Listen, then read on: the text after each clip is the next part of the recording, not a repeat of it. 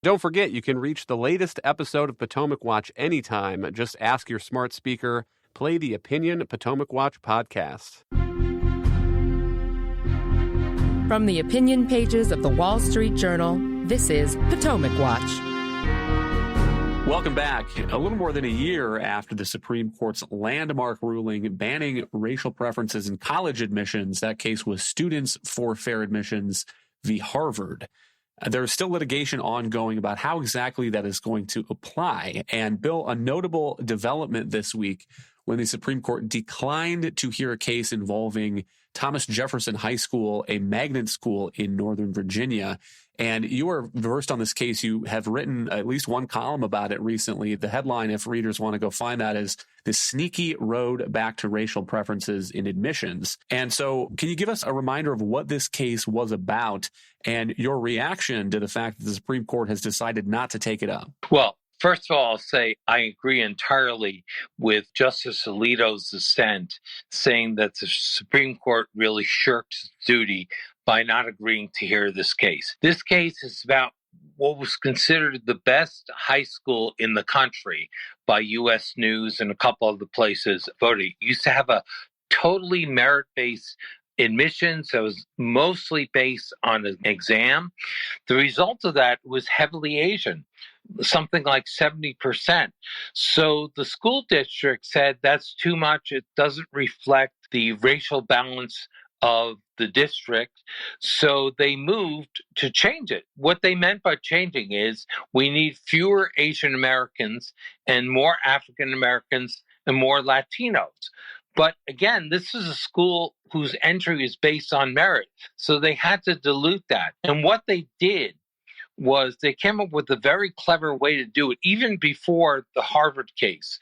But rather than have preferences like it appears Harvard, North Carolina did for some minority applicants, they allotted spaces to schools. In other words, so that the kids weren't competing against everyone and the top whatever number that they picked got in. They were competing in their schools. And the Asian Americans went to a few feeder schools. So by guaranteeing slots at all these other schools, they were able to do what they wanted, which was reduce the number of Asian Americans and increase the number of Latino and Black, and I believe even white Americans.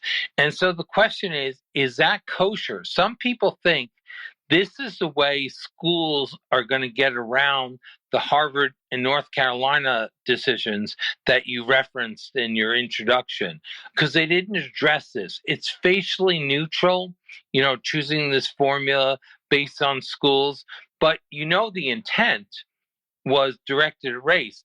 And Judge Alito said one of the arguments on the other side is that Asian Americans, sure, they went down, but they only went down by a third. They were 72% and they went down to about 50% or something. So they lost a lot, but they still were disproportionately represented. And Justice Alito said, I guess the message is you can discriminate if it's not too severe. And I think it's a real tragedy. I think the way Asian Americans have been treated by the education establishment has been awful. There's all sorts of weird formulas designed to deny that they're minorities, like they don't count in some places because they're considered white adjacent.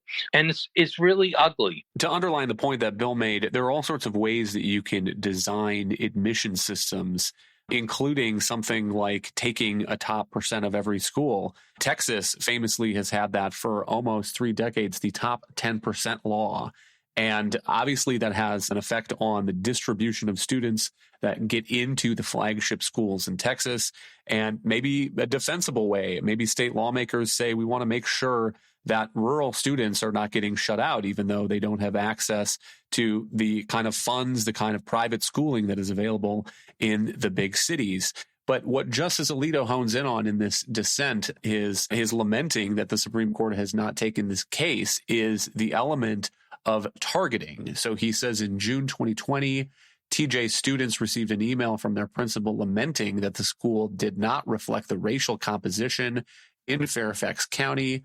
A member of the board wrote in an email that she was, quote, angry and disappointed, unquote, at TJ's admissions results, and that she expected, quote, intentful action forthcoming, unquote. And Kim, it goes on from there. So that is, I think, part of what made this an interesting case is you can imagine a race-neutral, non-targeted admission policy come up with in a state legislature for all kinds of reasons, or a county school board for all kinds of reasons. But what the Alito dissent is basically saying is you can't design a facially neutral policy with an intent to target based on race. And if the Supreme Court is not going to police that kind of stuff in the wake of the Students for Fair Admissions ruling, I tend to agree with Bill that we are just going to get a lot more of that. Yeah, I mean, look, what makes this case so egregious is they got caught. Okay, this is essentially intentional racism. And as Justice Alito said, we're going to pretend it's okay because it's not as severe as other forms of intentional racism. And that's why it's such an extraordinary pity that the Supreme Court decided to take a pass on this, because even before they had issued their decision on admissions policies in higher education, colleges and high schools around the country were watching this, predicting that they were going to clamp down on it some, and already maneuvering to come up with different ways that might be able to get around that ruling so that they can continue doing things exactly as they were doing them before.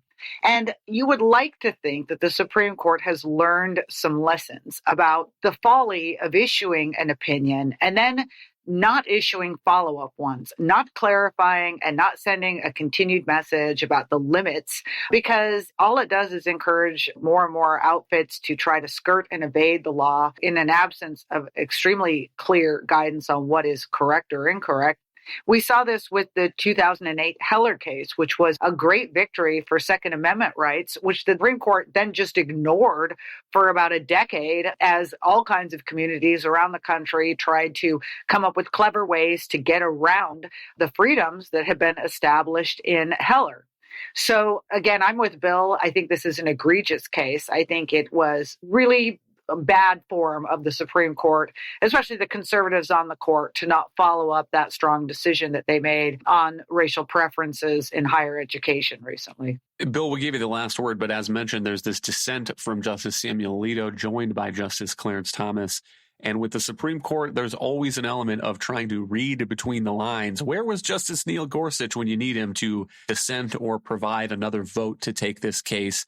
And remember, it takes 4 votes to take a case. So if you had Justice Gorsuch, that would be 3. And then maybe Justice Brett Kavanaugh, Justice John Roberts. John Roberts has not been a squish on the point about race preferences, in my view. And if you look at a lot of his jurisprudence, particularly on the Voting Rights Act. And so it's hard to explain this result, I think, just looking at the jurisprudence of the people who are sitting on the court. But I guess my view is it probably will not take all that long for another case on race preferences in another school, maybe another state, to come back up.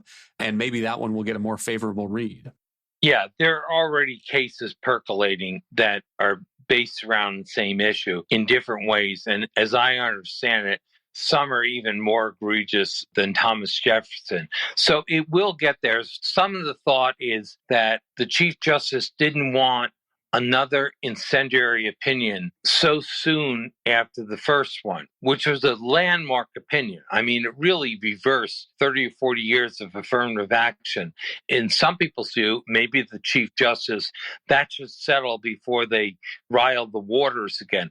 I don't think so. I have the view, I think they gave a big decision, but there's a lot of question marks. The case you laid out about schools, what they're doing, picking up the schools. We need to draw the line. What's acceptable and what isn't? I think the court owes us that, and they failed in this case. I think that explains, if you read Alito, it's a very passionate defense. And the issue will be back, just like affirmative action itself. You know, so many times the Supreme Court had it and punted, but it always came back. This is going to come back. Thank you, Bill and Kim. Thank you all for listening. You can email us at pwpodcast@wsj.com. If you like the show, please hit that subscribe button, and we'll be back next week with another edition of Potomac Watch.